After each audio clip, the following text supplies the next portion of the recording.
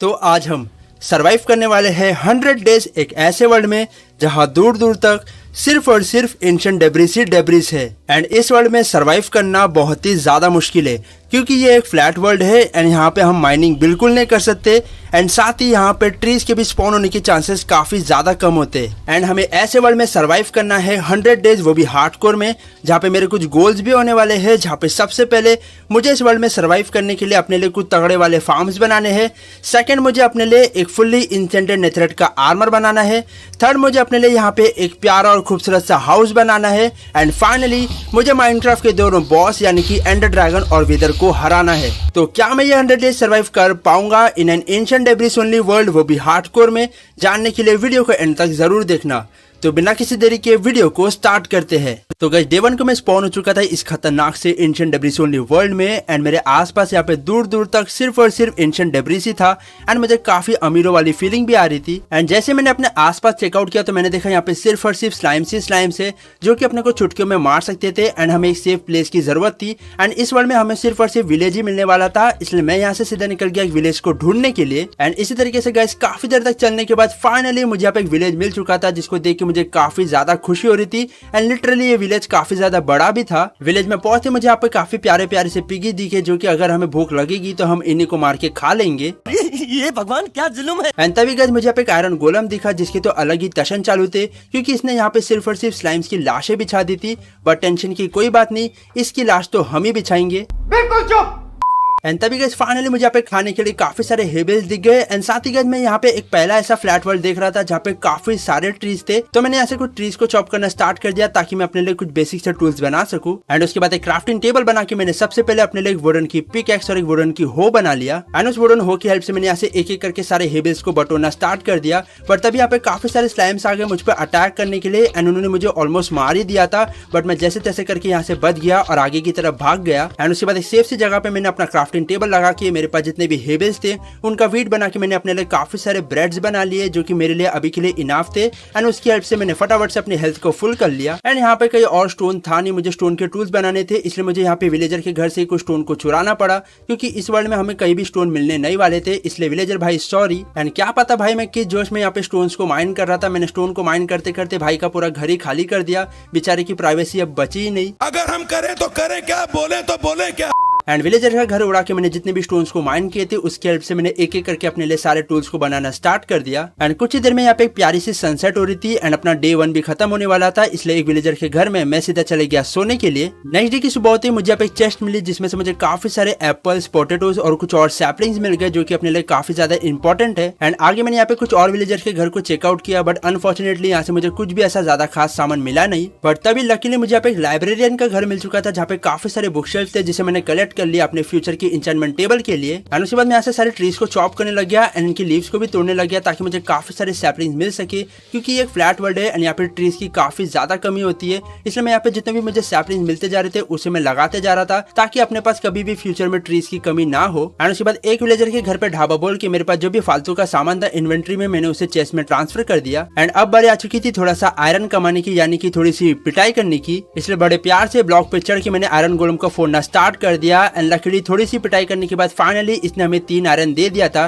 जो कि इस वर्ल्ड में अपने लिए काफी ज्यादा इंपॉर्टेंट है। एंड क्योंकि गाइस इस विलेज में तो कुछ ज्यादा खास सामान था नहीं इसलिए मैं यहाँ से सीधे निकल गया इस वर्ल्ड को थोड़ा बहुत एक्सप्लोर करने के लिए ताकि मैं और भी अच्छी अच्छी लूट को कलेक्ट करके ला सकूं। इसलिए मैं यहाँ से सीधा आगे की तरफ बढ़ने लग गया। एंड ऐसे गाइस मैं यहाँ पे आगे की तरफ बढ़ ही रहा था कि तभी मुझे यहाँ पे एक स्ट्रक्चर नजर आया जो कि मुझे पहले समझ में नहीं आया बट जैसे मैं उसके पास पहुंचा तो मुझे पता चले ये एक रूइन पोर्टल है। एंड लकीली यहाँ पे एक चेस्ट भी थी जिसमें से मुझे गोल्डन एप्पल, एक गोल्ड के बूट्स, काफी सारे गोल्डन नगेट्स एंड गोल्ड के टूल्स और एक फ्लिंट एंड स्टील भी मिल गया। एंड तभी गाइस मैंने देखा कि इस रूइन पोर्टल के लिए अपने को सिर्फ और सिर्फ 4 ऑब्सीडियन की जरूरत है एंड हम इस रूइन पोर्टल को रिपेयर करके एक नेदर पोर्टल बना सकते थे। एंड ऐसे आगे बढ़ते बढ़ते गाइस फाइनली मुझे यहाँ पे एक और एक विलेज मिल चुका था जो कि अपने पुराने वाले विलेज से काफी ज्यादा बड़ा था। एंड तभी मुझे लेदर वाले भैया के घर में एक चेस्ट मिली जिसमें से मुझे कुछ ब्रेड्स, कुछ लेदर और एक लेदर की चड्डी मिल गई। बोलो क्या दिन आ गए, लेदर की चड्डी पहनना पड़ रहा है। साला ये दुख का खत्म नहीं होता बे। एंड उसके बाद मुझे यहाँ पे स्टोन कटर मिल गया, मैंने उसको ले लिया। एंड तभी मुझे यहाँ पे एक और एक चेस्ट मिली जिसमें से मुझे काफी सारे एप्पल्स, कुछ और पोटैटोस और ब्रेड्स मिल गए। एंड तभी गाइस मैंने देखा कि एक स्लाइम हमारा रास्ता रोक रही थी, हमें बाहर जाने नहीं दे रही थी। मैंने सबसे पहले उसको कूट दिया। एंड आगे मुझे पे एक और एक लाइब्रेरियन का घर मिल गया जहाँ से मुझे कुछ और बुक शेल्फ मिल गए जिसे भी मैंने कलेक्ट कर लिया। एंड साथ ही मैंने यहाँ से एक लेफ्टन को भी कलेक्ट कर लिया। एंड तभी गाइस मुझे यहाँ पे भी एक आयरन गोलम भैया दिख गए, तो बड़े प्यार से फिर से ब्लॉक पे चढ़ के मैंने उन्हें पीटना स्टार्ट कर दिया। बट क्या पता तभी अचानक से यहाँ पे स्लाइम आ गया उनकी मदद करने के लिए। एंड उसने मुझे डायरेक्टली नीचे की तरफ धक्का दे दिया। वो तो अच्छा हुआ गोलम ने मुझे छुआ नहीं, वरना उनका छूना मेरे लिए भारी पड़ जाता। एंड जैसे ही मैं वापस आया तो मैंने देखा यहाँ पे आयरन गोलम की लाश पड़ी हुई थी। मुझे काफी ज्यादा बुरा लग रहा था, बट अपने को तो आयरन से मतलब है। बड़ा हरामी हो बेटा। एंड आगे बढ़ते मुझे यहाँ पे एक फ्लैशिंग टेबल मिल गया जिसे मैंने ले लिया। एंड तभी गाइस फाइनली मुझे यहाँ पे काम के बंदे का घर यानी कि वेपन स्मिथ का घर मिल गया, जिसका घर थोड़ा सा जमीन के अंदर दबा हुआ था। एंड यहाँ पे एक चेस्ट भी थी जिसमें से गाइस लिटरली मुझे यहाँ पे काफी सारे ऑब्सिडियन मिल गए, 3 आयरन की लेगिंग्स मिल गई, एक आयरन की स्वॉर्ड मिले, कुछ एप्पल्स मिल गए एंड 2 गोल्ड भी मिल गए। एंड उसके बाद मैंने अपने लिए एक बकेट बना दिया। एंड यहीं से मैंने एक बकेट लावा को कलेक्ट कर लिया जो की अपने को फ्यूचर में काफी ज्यादा काम आएगा। एंड यहाँ पे थोड़ी बहुत और लूटपाट मचाने के बाद, थोड़ी बहुत और चीजें कलेक्ट करने के बाद मैं फाइनली सीधा अपने विलेज में वापस आ गया। एंड तभी मैंने देखा कि अपने विलेज में यहाँ पे एक और एक आयरन गोलम आ चुका था, यानी कि थोड़ा बहुत और आयरन। तो उसको मार के मैंने यहाँ से कुछ और आयरन को ले लिया। और उसके बाद मेरे पास जितना भी सामान था उसे मैंने चेस्ट में ट्रांसफर कर दिया। एंड गाइस अपने पास जरा भी कॉबलस्टोन नहीं था एंड अपने को काफी सारे कॉबलस्टोन की जरूरत थी क्योंकि हम फ्यूचर में काफी सारे फार्म्स बनाने वाले थे। एंड उसके लिए मुझे काफी सारे कॉबलस्टोन की जरूरत थी, इसलिए मैंने डिसाइड किया कि क्यों ना कॉबलस्टोन जनरेटर बनाया जाए। एंड काफी मुश्किल के बाद गाइस फाइनली मैंने पानी और लावा डाल के अपने कॉबलस्टोन जनरेटर को रेडी कर लिया। बट इसे मुझे ऑटोमेटिक बनाना था, इसलिए मैंने यहाँ पे चेस्ट लगा दिया एंड इसके पीछे एक हॉपर लगा दिया जिसकी हेल्प से मैं जो भी कॉबलस्टोन माइन कर रहा था वो डायरेक्टली मेरे चेस्ट में आ जा रहा था। एंड कुछ ही देर में यहाँ पे रात हो चुकी थी एंड यहाँ पे मेरे आसपास सिर्फ और सिर्फ मॉब्स ही मॉब थे जिनसे मैं पिटना बिल्कुल नहीं चाहता था, इसलिए मैं सीधा चले गया सोने के लिए। एंड नेक्स्ट डे की सुबह होते ही गाइस मैंने कई दिन स्पेंड करके सिर्फ और सिर्फ काफी सारे कॉबलस्टोन को माइन करने लग गया ताकि अपने को फ्यूचर में कभी भी कॉबलस्टोन की कमी ना हो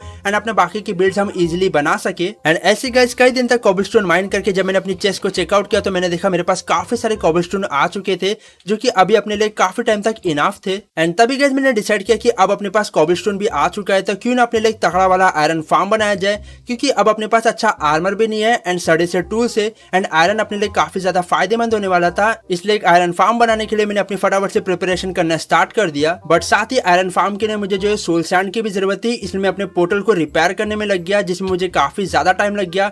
एक क्राइंग ऑब्सिडियन को तोड़ते तोड़ते मेरी हालत खराब हो चुकी थी, बट फाइनली काफी देर की मेहनत करने के बाद मैंने अपने पोर्टल को रिपेयर करके लाइट अप कर दिया। एंड उसके बाद गाइस मैं सीधा निकल गया नेदर से सोल सैंड लाने के लिए। नेदर में स्पॉन होते गाइस मैं लिटरली काफी ज्यादा शॉक हो चुका था क्योंकि हमारा पोर्टल जस्ट फोर्ट्रेस के बीचों बीच स्पॉन हुआ था एंड ऐसा मेरे साथ पहली बार हुआ था। एंड फोर्ट्रेस से जैसे तैसे बाहर निकलते गए फाइनली मुझे एक जगह पे यहाँ पे काफी सारे सोल सैंड दिख गए जिसे मैंने कलेक्ट कर लिया। एंड फाइनली मैंने अपना तगड़ा वाला आयरन फार्म बनाना स्टार्ट कर दिया।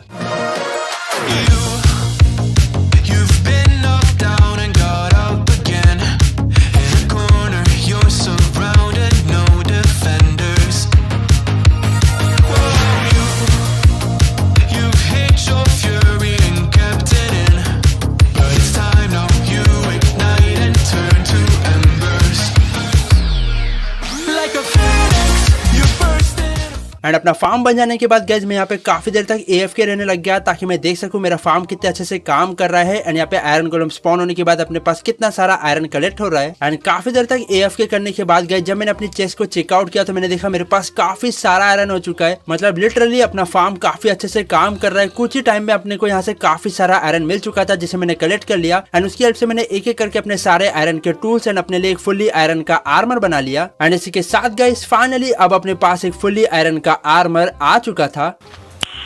नाइस। एंड मेरा खाना ऑलमोस्ट खत्म ही होने वाला था, इसलिए यहाँ पे जितने भी थोड़े बहुत एनिमल्स थे मैंने उन सबको मारना स्टार्ट कर दिया ताकि मुझे उनसे थोड़ा बहुत फूड मिल सके। एंड थोड़ा बहुत फूड कलेक्ट करने के बाद मैंने सारे फूड को अपने फर्नेस में कुक करने के लिए रख दिया। एंड उसके बाद मैं अपने रूइन पोर्टल के पास पहुंचा, वहां से मैंने सबसे पहले यहाँ से गोल्ड के ब्लॉक को ले लिया एंड मैं सीधे निकल गया नेदर वर्ल्ड को एक्सप्लोर करने के लिए। अपने फोर्ट्रेस से बाहर निकलते गए मैंने देखा कि अपने फोर्ट्रेस के पास ही में यहाँ पे एक वार्प फॉरेस्ट था, तो उसी की हेल्प से मैंने अपने लिए क्राफ्टिंग टेबल बना के अपने लिए एक गोल्ड के बूट्स बना लिए। एंड अब अपने पास लकड़ियों की तो कमी बिल्कुल भी नहीं होने वाली थी, तो मैंने यहाँ से एक एक करके भर भर के काफी सारे लॉक्स को चॉप कर लिया। एंड यहाँ से गाइस थोड़ा आगे बढ़ते फाइनली मैंने देखा कि हमारे जस्ट सामने यहाँ पे था काफी बड़ा सा ब्लैकस्टोन बेस्टियन, जिसमें से हमें काफी अच्छी लूट मिल सकती थी। इसलिए मैं बेस्टियन के अंदर चले गया। अंदर पहुंचते मुझे यहाँ पे एक चेस्ट मिली, जिसके आसपास मैंने एक वॉल बना दिया ताकि मुझे पिगलिन्स मार ना सके। एंड उसके बाद मैंने चेस्ट को चेकआउट किया, जिसमें से मुझे काफी अच्छा सामान मिला। एंड थोड़ा आगे बढ़ते गए मुझे यहाँ पे एक और चेस्ट मिली, जिसको चेकआउट करने पे यहाँ से मुझे एक क्रॉस बो, कुछ बोन के ब्लॉक्स, एक आयरन का ब्लॉक और कुछ एरोज मिल गए। एंड उसके बाद मैं सीधा नीचे मेन मार्ग के पास आ गया। एंड वहाँ पे पहुंच के मैंने यहाँ से एक एक करके सारे गोल्ड के ब्लॉक्स को बटोरना स्टार्ट कर दिया। एंड यहाँ पे टोटल 2 चेस्ट थी, जहाँ पे पहली चेस्ट में से मुझे एक डायमंड के बूट्स, एक नेथराइट का इंगट, कुछ आयरन मिल गए। एंड दूसरी चेस्ट में से यहाँ से मुझे एक और एक डायमंड का बूट्स, एक नेथराइट का इंगट और कुछ और आयरन मिल गए। एंड उसके बाद थोड़े बहुत और आगे बढ़ते मुझे यहाँ पे एक और एक चेस्ट मिली, जिसमें से गाइस मुझे यहाँ पे एक डायमंड की पिकैक्स मिल गई। फाइनली अब अपने पास एक डायमंड की पिकैक्स आ चुकी थी। एंड थोड़े बहुत और लूटपाट मचाने के बाद अपने पोर्टल के जरिए मैं सीधा निकल गया ओवरवर्ल्ड के लिए। अपने विलेज में पहुंचते मैंने सबसे पहले मेरे पास जितना भी सामान था उसे मैंने चेस्ट में ट्रांसफर कर दिया। एंड गाइस अब मेरे पास खाने की काफी ज्यादा कमी हो रही थी। मेरे पास सिर्फ और सिर्फ ये 16 कैरेट्स और कुछ 11 पोक चॉप ही थे। तो मैंने सोचा क्यों ना अपने लिए तगड़ा वाला फूड फार्म भी बना दिया जाए। एंड उसे बनाने के लिए मेरे पास ऑलमोस्ट सारा सामान था। मुझे सिर्फ और सिर्फ थोड़े से वाफ फंगस की जरूरत थी एंड साथ ही कुछ एंडर पर्ल की जरूरत थी, ताकि मैं बेडरॉक के ऊपर जा सकूं। एंड सारे रिसोर्सेज कलेक्ट करने के बाद फाइनली मैंने अपना फूड फार्म भी बनाना स्टार्ट कर दिया।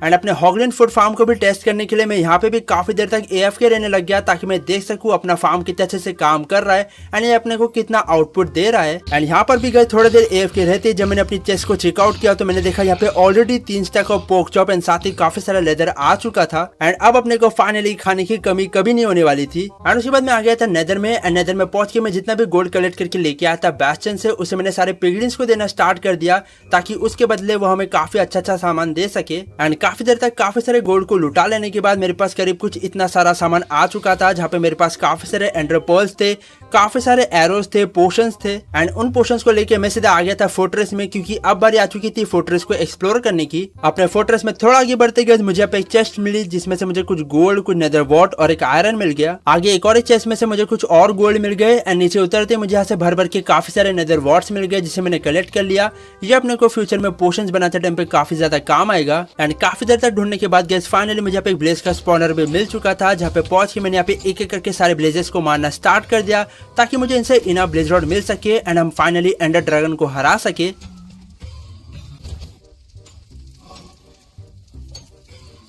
एंड एंडर ड्रैगन के साथ साथ मुझे विदर को भी हराना था, तो मैं यहाँ पे एक एक करके सारे स्केलेटन्स को मारने लग गया, ताकि वो लोग अपना थोबड़ा यानी कि स्कल ड्रॉप कर सके। एंड ऐसे गैस आगे काफी देर तक काफी सारे स्केलेटन्स को मारने के बाद फाइनली एक स्केलेटन ने अपना थोबड़ा यानी कि स्कल ड्रॉप कर दिया था। एंड मैं लगे रहा क्योंकि मुझे 2 और स्कल की जरूरत थी, इसलिए काफी देर तक कुटाई करने के बाद मेरे पास टोटल 4 विदर स्कल्स आ चुके थे, जिसे लेके मैं सीधा निकल गया ओवरवर्ल्ड के लिए। एंड अभी गैस मेरे आयरन के आर्मर की हेल्थ काफी ज्यादा खराब थी, वो ऑलमोस्ट टूटने वाला था। तो मैंने सोचा क्यों ना अपने लिए एक फुल्ली डायमंड का आर्मर ट्रेड किया जाए, इसलिए विलेज के सारे बेड्स उठा के मैंने बीच में लगा दिए। एंड मेरे पास जितने भी वर्क स्टेशन थे, जैसे कि fletching table, cauldron, brewing stand, मैंने सब लगा दिया, ताकि सारे विलेजर अपना काम पकड़ सके एंड इनसे हम ट्रेडिंग कर सके। सारे विलेजर को काम देने के बाद मैं आ गया था नेदर में काफी सारी लकड़ियां कलेक्ट करने के लिए, ताकि इनका स्टिक बना के मैं फ्लेचर को बेच के काफी सारे एमराल्ड कमा सकूं। एंड मैं सिर्फ स्टिक ही नहीं, और भी काफी सारी चीजें, जैसे कि अपने आयरन फार्म से काफी सारा आयरन एंड अपने हॉगलैंड फार्म से काफी सारा लेदर कलेक्ट करके लेके आ गया था ट्रेडिंग करने के लिए। एंड सबसे पहले मैंने फ्लेचर को पकड़ा एंड उसे मैंने एक एक करके सारे स्टिक्स को बेचना स्टार्ट कर दिया। वो काफी ज्यादा महंगा भी बेच रहा था,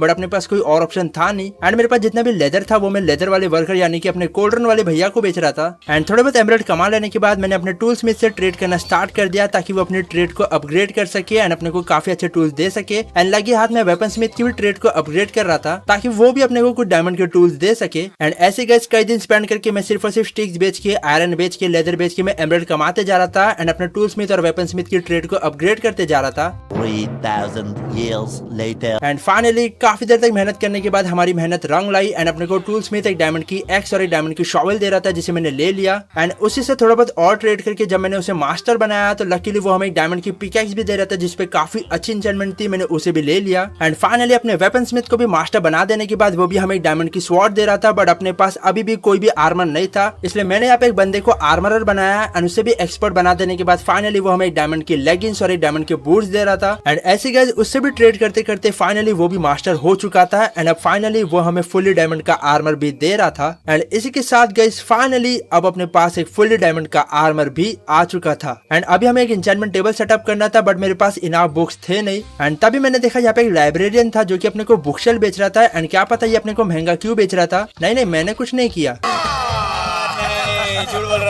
इसलिए थोड़े बहुत एमरेल्ड्स कमा के मैंने उससे इनाफ बुकशेल्फ परचेज कर लिए। एंड उसके बाद मेरे पास जो बुक्स थे उसका भी बुकशेल्फ बना के मैंने उसे फटाफट से सेटअप कर दिया। बट मेरे पास अभी एन्चेंटमेंट टेबल बनाने के लिए डायमंड्स बिल्कुल नहीं थे, इसलिए मैं ऐसे सीधे निकल गया एक विलेज को ढूंढने के लिए, जहाँ पे हो सकता है एक वेपन स्मिथ के घर से हमें कुछ डायमंड्स मिल जाए। एंड काफी देर तक भटकने के बाद गाइस फाइनली मुझे यहाँ पे एक विलेज मिल चुका था, जहाँ पे लकीली एक वेपन स्मिथ का भी घर था। एंड जैसे गाइस मैंने अंदर जाके चेस्ट को चेकआउट किया, फाइनली मुझे यहाँ से 2 डायमंड, कुछ ऑब्सिडियन, एक आयरन की पिकैक्स, एक सैडल और एक आयरन का हेलमेट मिल गया। एंड उसके बाद लाइब्रेरियन से कुछ और बुकशेल्फ लेके उसका बुक्स बना के मैंने फाइनली फटाफट से अपने लिए एक एन्चेंटमेंट टेबल बना दिया।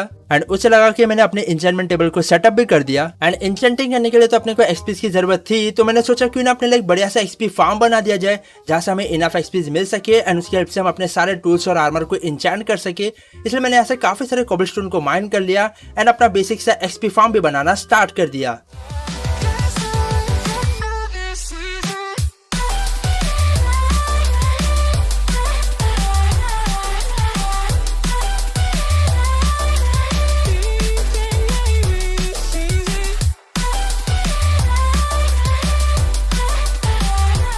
एंड अब अपना एक्सपी फार्म भी यहाँ पे बन के रेडी हो चुका था। एंड अपने क्लेरिक वाले भाई से मैंने यहाँ से कोई लैपिस लजुली भी ले लिया था।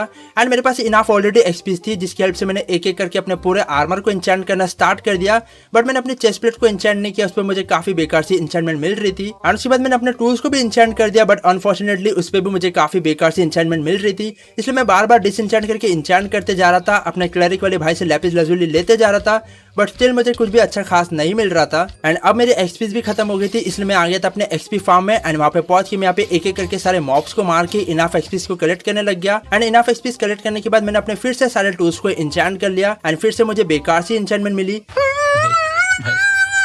बट फाइनली बार बार डिसएन्चेंट करके एन्चेंट करने के बाद मुझे अब अपने सारे टूल्स पे काफी तगड़ी वाली एन्चेंटमेंट मिल चुकी थी। लेकिन अब बारी आ चुकी थी अपने आर्मर को और भी ज्यादा तगड़ा बनाने की, यानी कि नेथराइट में कन्वर्ट करने की। एंड अपने पास तो एंशिएंट डेब्रिस की कमी बिल्कुल भी नहीं थी, तो मैंने ऐसे भर भर के काफी सारे एंशिएंट डेब्रिस को माइन कर लिया। एंड काफी सारे एंशिएंट डेब्रिस को माइन करने के बाद मैंने उसे फटाफट से अपने ब्लास्ट फर्नेस में स्मेल्ट करने के लिए रख दिया। एंड उसे गोल्ड में मिला के मैंने काफी सारे नेथराइट के इंगट बना दिए, जिसकी हेल्प से मैंने फटाफट से अपने पूरे आर्मर और टूल्स को नेथराइट में कन्वर्ट कर दिया। एंड इसी के साथ गाइस फाइनली अब अपने पास एक तगड़ा फुल्ली इंचेंटेड नेथराइट का आर्मर भी आ चुका था। लेकिन अभी भी अपने पास कोई भी घर नहीं था। एंड इस घर को बनाने के लिए मुझे काफी सारे ओक लॉक्स की जरूरत थी, इसलिए यहाँ पे जितने भी मैंने ट्रीज को लगाए थे मैंने सबसे पहले वहां से सारे लॉक्स को चॉप कर लिया। बट ये ट्रीज इनाफ नहीं थे, मुझे काफी सारे लॉक्स की जरूरत थी, इसलिए मुझे जो भी सैपलिंग मिलते जा रहे थे एंड मेरे पास काफी सारे बोन के ब्लॉक्स भी थे, उनका बोन मिल बना बना के मैं ट्रीज को ग्रो करते जा रहा था एंड मैं लॉक्स को चॉप करते जा रहा था। एंड साथ ही थोड़ा डेकोरेशन करने के लिए मुझे ब्लू वाली लकड़ी की भी जरूरत थी, इसलिए मैं आ गया था नेदर में वार्प फॉरेस्ट में काफी सारे लॉक्स को चॉप करने के लिए। एंड साथ ही मुझे कॉर्ड्स की भी जरूरत थी, इसलिए मैंने ऐसे काफी देर तक काफी सारे कॉर्ड्स को माइन कर लिया, क्योंकि मुझे कॉर्ड्स के ब्लॉक की जरूरत थी। एंड सारे रिसोर्सेस कलेक्ट करने के बाद फाइनली मैंने अपना प्यारा सा घर बनाना स्टार्ट कर दिया।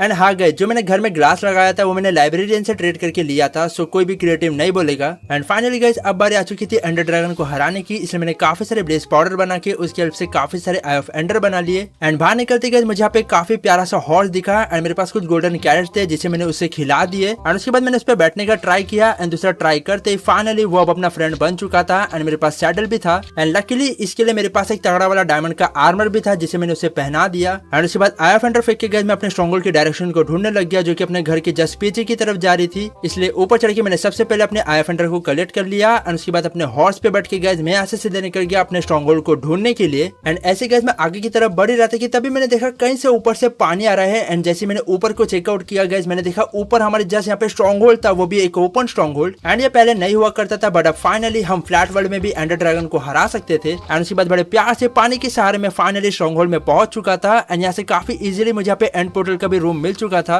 जहाँ पे पहुंच के मैंने एक एक करके फटाफट से सारे आई ऑफ एंडर को लगा के अपने पोर्टल को एक्टिवेट कर दिया। एंड उसके बाद मैं सीधा निकल गया एंडर ड्रैगन को हराने के लिए। एंड मैं पहुंचते गए अपनी तगड़ी वाली बो की हेल्प से मैंने बिना देरी करते हुए एक एक करके यहाँ से सारे एंड क्रिस्टल को फोड़ना स्टार्ट कर दिया।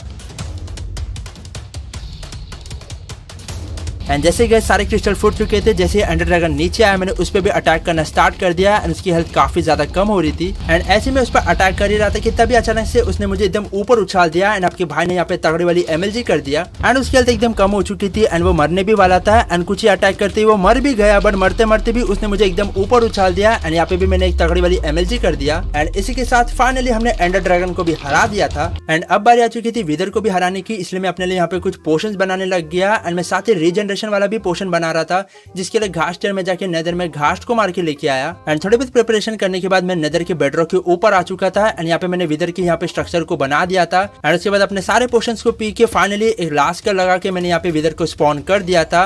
एंड अब आप एंजॉय करो मेरी विदर के साथ फाइट को।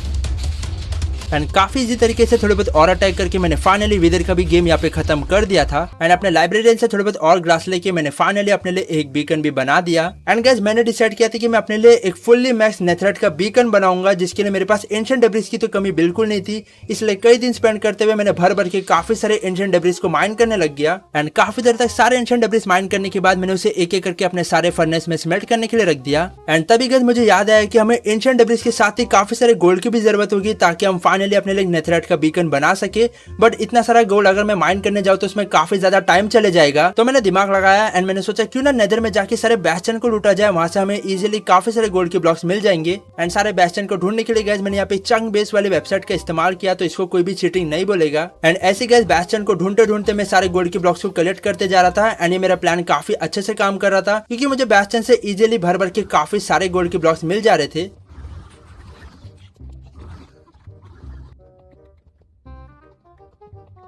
एंड फाइनली गाइस काफी देर की तगड़ी मेहनत करने के बाद मैंने एक एक करके अपने सारे एंशिएंट डेब्रिस को नेथरेट के इंगट में कन्वर्ट करना स्टार्ट कर दिया। एंड सारे नेथरेट के इंगट को ब्लॉक में कन्वर्ट करने के बाद गाइस मेरे पास टोटल 80 ब्लॉक्स ऑफ नेथरेट हो चुके थे, जो कि स्टिल कम थे। बट अभी के लिए हमें एक खोखला ही बीकन बनाना पड़ेगा। एंड उसकी हेल्प से गाइस मैंने फटाफट से अपने लिए एक फुल्ली मैक्स नेथरेट का बीकन बनाना स्टार्ट कर दिया। मैं अंदर से तो फील नहीं कर पाया, क्योंकि मेरे पास इतने दिन थे ही नहीं। एंड यहाँ पे मुझे 100 डेज से भी ज्यादा टाइम लग गया। एंड इसी के साथ गाइस फाइनली हमने सर्वाइव कर लिया था 100 days in an ancient debris only world, वो भी हार्डकोर में, जिसमें गाइस मुझे काफी ज्यादा मजा आया। उम्मीद करते हैं आज की वीडियो आपको पसंद आई होगी। पसंद आई हो तो इसे लाइक कीजिए, शेयर कीजिए। चैनल पे नए आए हो तो चैनल को सब्सक्राइब कर देना।